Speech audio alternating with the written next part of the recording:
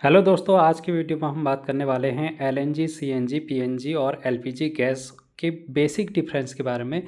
जैसे कि आप सभी को पता है, वर्तमान में अभी ईरान इजराइल जो युद्ध चल रहा है उसने जो सबसे ज़्यादा प्रभावित किया है वो क्या है, ऑयल गैस क्षेत्र को।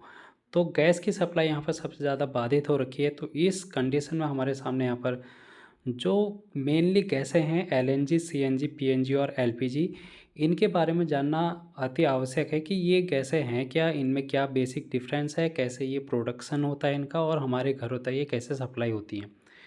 तो डिटेल में हम जानकारी लेंगे। तो चलिए वीडियो को शुरू करते हैं। और सबसे पहले हम यहाँ पर देख लेते हैं, अगर हम यहाँ पर गैसों की बात करें तो एलएनजी, सीएनजी और पीएनजी, एलपीजी की ये चार गैसें हैं जो कि आप लोगों के लिए डेली यूज़ में यहाँ पर कहीं ना कहीं इसका हम यूज़ करते हैं। तो इनके बारे में हमको जानना ज़रूरी है। तो एलएनजी का अगर हम देखेंगे तो लिक्विफाइड नेचुरल गैस, इसका फुल फॉर्म होता है। सीएनजी का होता है कंप्रेस्ड नेचुरल गैस, पीएनजी का पाइप्ड नेचुरल गैस और एलपीजी का है लिक्विफाइड पेट्रोलियम गैस। अब इनके बारे में सबसे पहले अगर ये कैसे हैं क्या, इसके बारे में थोड़ा सा हम ब्रीफ में अगर देखें तो इनका जो मेन कंपोनेंट है दोस्तों वो है मीथेन। मीथेन नाम की एक गैस है जो कि इन सभी में हमको देखने को मिलती है। अब ये जो मीथेन गैस है इसका जो सोर्स है, स्रोत है मीथेन गैस का, जैसे कि कोई जो जीव जंतु है, पेड़ पौधे हैं, सड़ने गलने के बाद जो उनसे जो गैस रिलीज होती है वो मीथेन गैस होती है। जैसे अगर हम धान के खेतों में देखें तो धान की भूसी से जो निकलने वाली गैस होती है वो भी मीथेन गैस होती है। तो अब अगर हम देखें तो ये जो मीथेन गैस है, अगर हम इसका सबसे बड़ा भंडार देखें तो ये हमको समुद्र में देखने को मिलता है मीथेन गैस का। और समुद्र में सबसे ज़्यादा भंडार इसलिए है क्योंकि यहाँ पर लाखों करोड़ों वर्षों से जो समुद्री जीव जंतु हैं, पेड़ पौधे हैं, वो दब के वहाँ पर सड़ कर इकट्ठा होकर जो भी एक ढांचा बना हुआ है वहाँ पर एक भंडार के रूप में हमको वहाँ पर देखने को मिलती है। और वहीं पर हमको ऑयल, जो पेट्रोलियम प्रोडक्ट है वो भी हमको वहाँ पर देखने को मिलते हैं। तो ये जो गैसें हैं वो पेट्रोलियम प्रोडक्ट के साथ ही हमको देखने को मिलती हैं। जैसे हम इनका प्योरीफिकेशन करते हैं, इसको रिफ़ाइन करते हैं, तो उसमें जो एनर्जी प्रोड्यूस होती है, जो गैस रिलीज होती है, उसी को हम यहाँ पर मीथेन गैस बोलते हैं। तो यहाँ पर हम देखेंगे ये एक तरीके की नेचुरल गैस होती हैं क्योंकि ये हमको प्रकृति से मिली है, नेचर से मिली है, तो हम इसको नेचुरल गैस के रूप में देखते हैं। तो हमें जो ये गैस मिली समुद्र से, ये नेचर से हमको मिल रही है, तो इसको हम नेचुरल गैस बोलेंगे। तो इसीलिए आपके सामने जो भी गैसें हैं इनके लास्ट में एनजी यानी कि नेचुरल गैस लिखा है, तो आपको कंफ्यूज नहीं होना है। अब हम यहाँ पर अगर देखें तो एलएनजी में लिक्विफाइड है। अब ये जो गैस है इसको अगर हम लिक्विड फॉर्म में अगर सप्लाई करें तो इसको हम लिक्विफाइड नेचुरल गैस बोलते हैं, लिक्विड रूप में। अब ये लिक्विड रूप में कैसे आएगी, क्योंकि गैस है तो गैस लिक्विड रूप में इस तरीके से आएगी कि इसको हम ठंडा करते हैं, बहुत ज़्यादा टेम्परेचर पर इसको जब ठंडा किया जाता है तो ये लिक्विड फॉर्म में बन जाती है। और फिर लिक्विड फॉर्म में बनने के बाद कंटेनर में इसको फिल करके इसको हम पास कर सकते हैं, ट्रांसपोर्ट कर सकते हैं। तो ये है एलएनजी। उसके बाद अगर हम सीएनजी की बात करेंगे तो सी फॉर कंप्रेस्ड। जब किसी कंटेनर में इसी गैस को, इस नेचुरल गैस को जिसमें मीथेन है, उसको हम कंप्रेस कर देते हैं, दबा देते हैं, संपीड़ित कर देते हैं, तो वो एक हमको सीएनजी का फॉर्म देखने को मिलता है। तो ये आपको पता होना चाहिए। इसी प्रकार से है पीएनजी। अब अगर इस गैस को हम पाइप के थ्रू अगर कहीं को ट्रांसपोर्ट कर रहे हैं तो उसको हम पीएनजी बोलेंगे, यानी कि पाइप्ड नेचुरल गैस। ये हैं एक ही गैस हैं लेकिन हमने इसको अलग अलग तरीके से ट्रांसपोर्ट किया है। और जब ट्रांसपोर्ट किया तो उसका फॉर्म हमने चेंज कर दिया। जैसे यहाँ पर लिक्विड के रूप में इसको देखा, यहाँ पर हमने इसको कंप्रेस करके भेजा है और यहाँ पर इसको पाइप के माध्यम से भेजा है। तो ये अलग अलग प्रकार हो गए, ठीक है। अब यहाँ पर एक आता है एलपीजी। अब देखो, जैसे मैंने अभी आपसे कहा कि समुद्र जो है वो ऑयल का सबसे बड़ा भंडार है। वहाँ पर जब हम बात करते हैं, जो क्रूड ऑयल होता है, कच्चा तेल होता है, क्योंकि जो जब हम तेल को निकालेंगे समुद्र से तो वो कच्चा तेल होगा, यानी कि उसमें बहुत सारी इम्प्योरिटी होंगी, अशुद्धताएं होंगी। अब जब ये इम्प्योरिटी को हम रिफ़ाइन करते हैं, रिफाइनरीज़ में तेल शोधनशालाएँ होती हैं, जैसे असम में डिगबोई है। ये क्या है, एक प्रकार से तेल शोधनशाला, यहाँ पर जो क्रूड ऑयल होता है वो रिफ़ाइन किया जाता है, यानी कि उसका शुद्धिकरण किया जाता है, फिर उसको यूज़ में लाया जाता है। तो इसी जब हम इसको रिफ़ाइन करते हैं तो इसमें एक सब प्रोडक्ट यानी कि उत्पाद के रूप में, सह उत्पाद के रूप में, सब प्रोडक्ट के रूप में हमको क्या देखने को मिलता है, एक लिक्विफाइड पेट्रोलियम गैस देखने को मिलती है जो कि तरल अवस्था में होती है। ठीक है, तो ये बेसिक सा डिफरेंस हो गया जो कि आप लोगों ने देखा। इसकी फुल फॉर्म आपसे पूछी जाती है किसी भी एग्जाम में, तो आप लोगों के लिए इम्पोर्टेंट रहेगा। अब हम एक एक करके देख लेते हैं यहाँ पर। जैसे हमने सबसे पहले एलपीजी की बात करेंगे तो लिक्विफाइड पेट्रोलियम गैस है। मैंने आप लोगों से कहा कि ये हम इसको एक सिलेंडर के फॉर्म में देखते हैं जो हमारे घरों में, किचन में यूज होती है, रसोई घरों में, तो वो यही गैस है एलपीजी। अब इसमें जो कंपोजिशन है, मिश्रण है, वो आपको देखने को मिलेगा प्रोपेन और ब्यूटेन। प्रोपेन और ब्यूटेन इसमें मिली रहती है। और इसमें जो गंध है, जैसे हम स्मेल देखते हैं, जो हमारे घरों में सिलेंडर से स्मेल आती है, वो इसमें एक गैस और मिलाई जाती है जो कि स्मेल पैदा करती है। क्योंकि जब अगर वो लीक होगी तो हमको वो स्मेल से पता चल जाएगा कि गैस लीक हो रही है। तो वो होती है मिथाइल मरकैप्टाइन।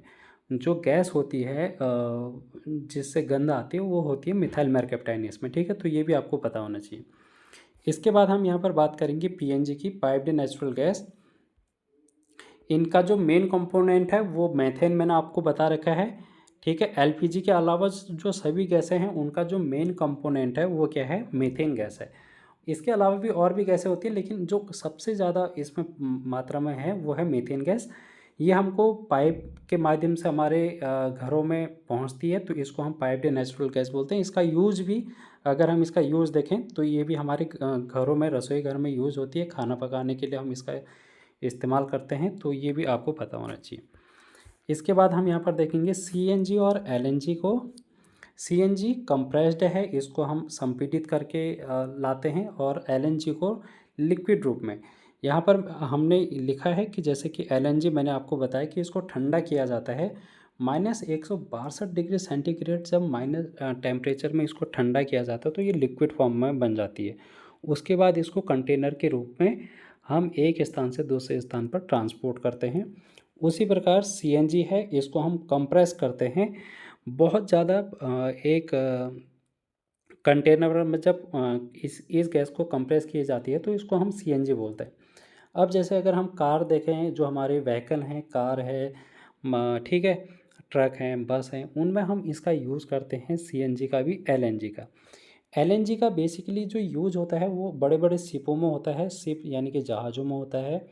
और ठीक है, बड़े बड़े जो ट्रक होते हैं उनमें हम एलएनजी का यूज़ करते हैं, और जो छोटे वाहन होते हैं जैसे कार है, ठीक है, तो वहाँ पर हम सीएनजी का यूज़ करते हैं। तो आई होप आप लोगों को इसका यूज भी पता चल गया होगा कि यूज क्या है। ठीक, तो यहाँ पर चारों गैस हमने देख ली हैं। इनका एक क्विक रिवीजन आप लोग यहाँ पर देख सकते हैं कि मैंने एलपीजी, सीएनजी, पीएनजी, इनका एक चार्ट बना रखा है। इस चार्ट में सभी चीज़ें लिखी है, हमने इसको ऑलरेडी डिस्कस कर लिया है। ठीक है, तो अब यहाँ पर ट्रांसपोर्ट हमारे सामने ये कैसे सप्लाई होके आती है, इसकी क्या प्रोसेस है। सबसे पहले तो यहाँ पर मैंने आपसे कहा कि समुद्र में इसका भंडार हमको देखने को मिलता है, और इस तरीके से समुद्र में बड़े बड़े जहाज़ लगे रहते हैं जिनमें मशीनें होती हैं जो कि इसको समुद्र में निकालने का काम करती है। जैसे अगर हम बात करेंगे इंडिया की ओएनजीसी जो कंपनी है, ऑयल नेचुरल गैस कॉरपोरेशन, तो ये तेल के जो भंडार हैं उनका पता लगाने का काम करती है, उसको निकालने का काम करती है। ठीक है, तो ओएनजीसी। अब यहाँ पर उसके बाद आती हैं प्रोसेस। अब ये निकाल लिया, जो कच्चा तेल है उसको निकाल लिया गया है, उसको अब हम प्रोसेसिंग करेंगे, उसको में जो इम्प्योरिटी है, जो भी अशुद्धताएं हैं, उसको हम निकालेंगे। अब जब हम इसमें प्रोसेस करते हैं तो इसी समय जब ये तेल शोधनशालाएँ, जैसे असम की डिगबोई है, वहाँ पर हम इसको भेजते हैं। बहुत सारी तेल शोधनशालाएँ हैं इंडिया में, अगर वहाँ पर हम इसको रिफ़ाइन करते हैं कंपनियों में, तो इसमें से हमको सब प्रोडक्ट के रूप में, जैसे कि एलपीजी हमको देखने को मिलता है, जो हम केरोसिन ऑयल, मिट्टी का तेल यूज़ करते हैं, वो भी हमको इसकी प्रोसेस के दौरान हमको देखने को मिलता है। पेट्रोल हो गया और डीजल हो गया, तो ये सारे प्रोडक्ट हमको तब देखने को मिलते हैं जब हम इसको इम्प्योरिटी को अलग करते हैं। तो इसी तरीके से फिर हम अगर देखें इसका क्या करते हैं, लिक्विफिकेशन करते हैं, यानी कि इसको तरल बनाते हैं, और या फिर तरल बनाएंगे, कूलिंग करेंगे इसको, ठीक है, ठंडा करेंगे। तो इस तरीके से ये फिर लास्ट में सप्लाई के लिए हम इसको टैंकर के माध्यम से सप्लाई कर देंगे। और इसमें जो कंपनी यूज़ होती है वो होती है GAIL, गेल, ठीक है। तो ये जो गेल कंपनी है वो यहाँ पर अपना रोल निभाती है। हमको जो भी ये गैस है, नेचुरल प्रोडक्ट है, उनको घरों तक सप्लाई करने में काम जो करती है वो जो गेल कंपनी करती है। आई होप आप लोगों को ये सारी चीज़ें समझ में आई होंगी। इस तरीके से हमारे घरों तक पहुंचती है। कुछ सेफ्टी पॉइंट है जो कि आप लोगों के लिए मैंने यहाँ पे लिखे हैं, जो कि बहुत ज़रूरी है हमें ध्यान में रखना। जो ये गैसें हैं ये पॉल्यूशन कम करती हैं, तो इसीलिए हम इनका ज़्यादातर यूज़ करते हैं। क्योंकि जो पेट्रोल है, डीजल है, ये थोड़ा ज़्यादा पॉल्यूशन करती हैं, लेकिन जो CNG है, LNG है, ठीक है, तो ये कम पॉल्यूशन करती है। तो इसलिए हम इसका यूज़ अभी वर्तमान में ज़्यादा करते हैं। इलेक्ट्रिक व्हीकल हो गया, तो ये ठीक है। तो आई होप आप लोगों को ये सारी चीज़ें पता चल गई होंगी। अगर हम देखेंगे यहाँ पर विश्व स्तर पर सबसे ज़्यादा कौन सी गैसें यूज होती हैं, तो LPG यहाँ पर 50% जो है डोमेस्टिक और इंडस्ट्रियल यूज इसका हमको देखने को मिलता है। उसके बाद PNG और CNG है, और LNG, फिर अदर गैसें हैं, ठीक है। तो ये आप लोगों के सामने एक ब्रीफ डिस्कशन था जो कि हमने इनके कंपैरिजन को किया है। तो आई होप आप लोगों को चीज़ें समझ में आई होंगी। आज की वीडियो में इतना ही। Thank you so much.